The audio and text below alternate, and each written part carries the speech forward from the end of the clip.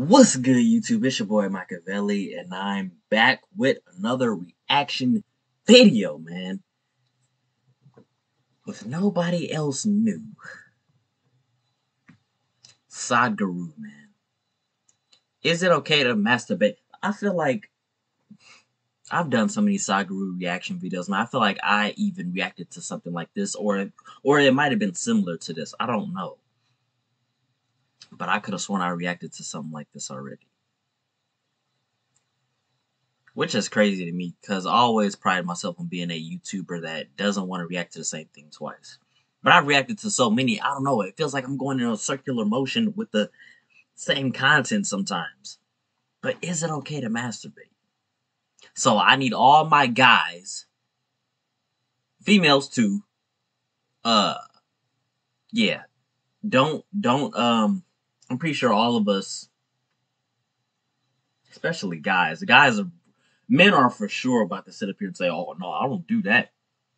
Oh no, I don't do that.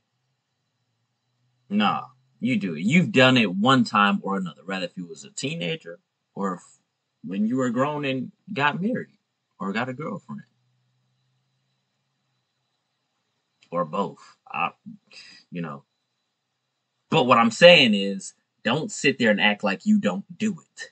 I hate people that do that, bro. Or you never did used to do it. Like that's a robot. That's not even realistic enough for anybody to believe. You never, not once. Yeah, you BS. You're BSing. But without further ado, man, let's get it. Semen is of an extraordinary level of potency. You are using it to spill it on the JNU bed sheets, okay? If that's how you're using it, well, that's your compulsion. We have a biology, we cannot put it under the carpet, it's there. Body has its needs, as there is physical hunger, so there is sexuality, but to what extent is your choice. So in the yogic culture, this is called as virya. It is one of the most potent things. Obviously, it has a potency if you know how to explore.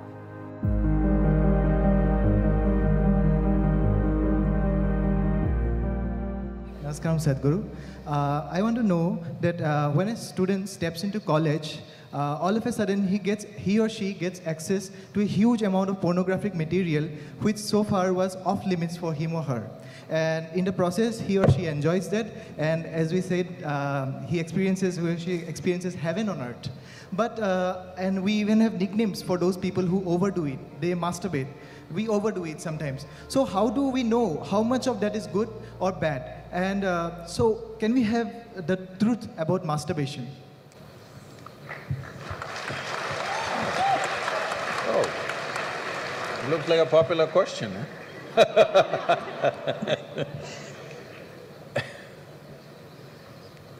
See, we have a biology, we cannot put it under the carpet, it's there. It's best we address it for what it is. But right now the problem in the world is, because certain religious institutions in the world took this attitude that the very biology of the human being is wrong, because of this, culture started hiding it under the carpet. Well, in this culture we never had it, but after the British came and left, we became more prudish than the British. But before that, if you look at our temples, all the outside temple art is all pornographic, if that's what you want to call it. But we don't call it pornographic, we are only talking about the various dimensions of human biology. Because we don't see it as wrong, but we see it as the periphery of life.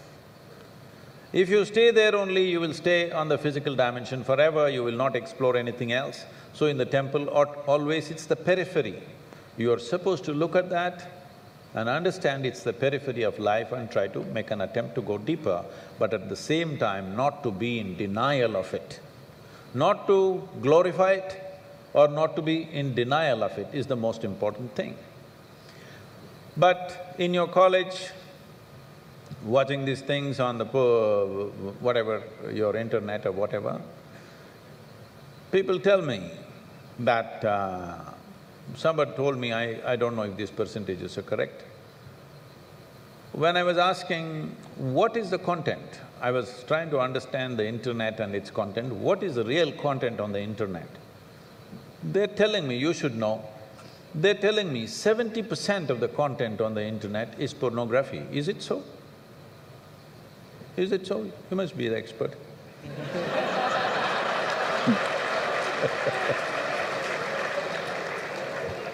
Is somebody doing PhD on it? They told me 70%. I said 70% is unreasonable and sick levels of pornography. If it occupies a small percentage, it's okay. 70% of a technological platform which could do millions of things, unfortunately is pornographic. Just biology of life. It's very unfortunate because once you come as a human being, your biology is not the front end of your life. It is one part of your life. This cerebral capability came so that your intelligence becomes the front end of your life, and if you become conscious, your consciousness becomes the front end of your life. Biology is the front end of a bull. It's okay for him, that's all he knows.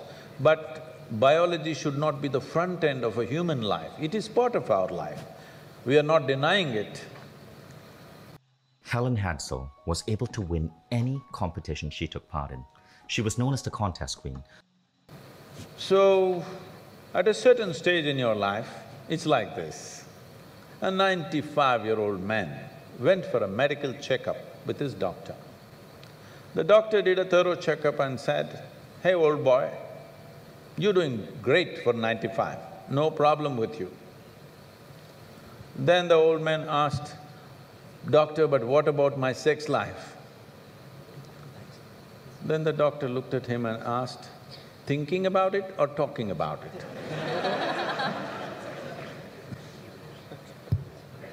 So at different stages of life, there are some times you only think about it and talk about it, there are some times you indulge in it. These are passing phases of life. How much of it is needed for you, you are the best judge. But at the same time, you came here not to explore your biology. At least you should have gone to MSc in biology. You shouldn't be wasting your time in a technological institute exploring biology. Does it mean to say you don't have biology, you don't have biological needs? You have, it's fine, but it must be on the periphery. It should not become the core of your life because it will reduce you in the sense a creature which was purely biological evolved into a place which has an intelligence of its own beyond its biology. See, animal intelligence works for its biology alone. How to get its food, how to get its mate, this is all its entire life is. If human intelligence also functions like that, you are bellying the evolutionary process. You are seeing how to go back, take the evolutionary process backward, not necessary. This does not mean you do not have a body, body has its needs, as there is physical hunger, so there is sexuality. You have to address it in some way, but to what extent is your choice, but definitely it should not be the front end of your life because you're rolling back evolutionary scheme of putting your intelligence and consciousness in the front. Instead of that, you're putting your biology in the front.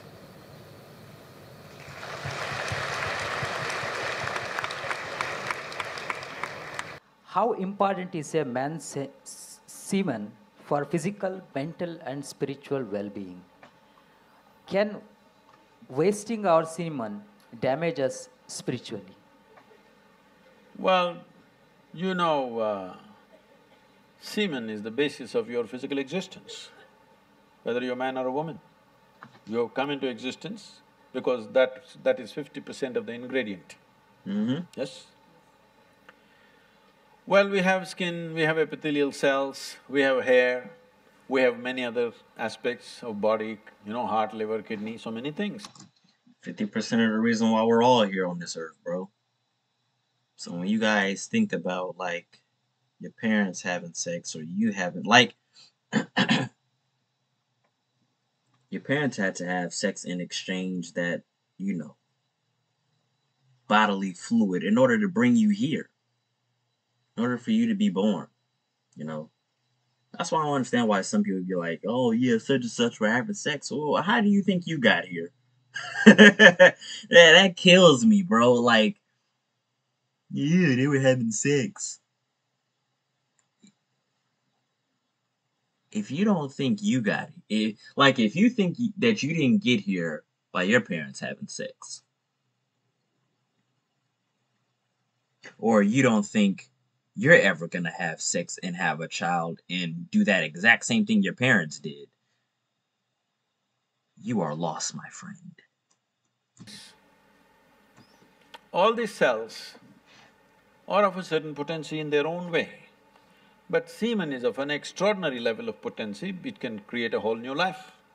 Well, today you can take an epithelial cell and do a lot of things in a laboratory and maybe we can clone you, all right? So the potential is here also, but it is not in the same dynamics as it is in a cell, which you're referring to as semen. So in the yogic culture, this is called as virya. Virya also refers to what you call as vajra, which means stability, or diamond, which is the hardest thing. So in the human body, virya is considered to be like vajra. That means it is one of the most potent things if you know how to use it. Well, how to use it means you can use it to produce a child, that's one thing. Well, if you are… this question is coming because you are using it to spill it on the JNU bed sheets, okay? If that's how you're using it, well, that's your compulsion, you're doing whatever you're doing. This is not something to be judged morally, that's not the point, it's a question of what is the level of compulsion that one has. But anything in this body, can it be transformed into a different level of function? Absolutely. Not just semen, just everything in this body can be transformed. See, suppose I give you all soup-making ingredients, same soup-making ingredients to every one of you. Do you believe all of you will produce the same soup? No. You will produce 500 varieties of soups, those same ingredients. That's all that's happened with us right now. All of us are fundamentally same ingredients, but see how different each one of us are. Different soups. Well, if I give you soup-making ingredients, either you can make a great soup or a lousy soup. Depends what kind of skills you have, isn't it? So this goes for everything, not just for semen. Every dimension of your body and your mind, you can transform into something tremendous, or you can make it mediocre, or you can make it a serious problem. Every aspect of your life. That goes for this aspect of life also. This same energy, see, people are making it literal translations, but if you want to produce a certain, let's say, epithelial cells, how much energy the body spends on it? And if you want to produce a cell which you call a semen, how much energy body spends is very different. This can be scientifically established. So, when you're investing so much energy in that, obviously it has a potency if you know how to explore. But are you competent to explore? Are you capable of exploring? Do you have the necessary sadhana and guidance to do that? That's a big question mark. Yeah, man. And I always say this, bro, like, for all the people out there who will never admit that they never masturbated, or like I say, bro, you would have to be a non-human being to actually think anybody's gonna believe that, man or woman. Cause that's… okay. You never, some people probably never watch porn. Okay, I get that part, right? But I don't care. You've masturbated in some sort of form. Whether if you was watching porn or if you just figuratively thought about somebody who was attractive to you, these things have ran across your minds.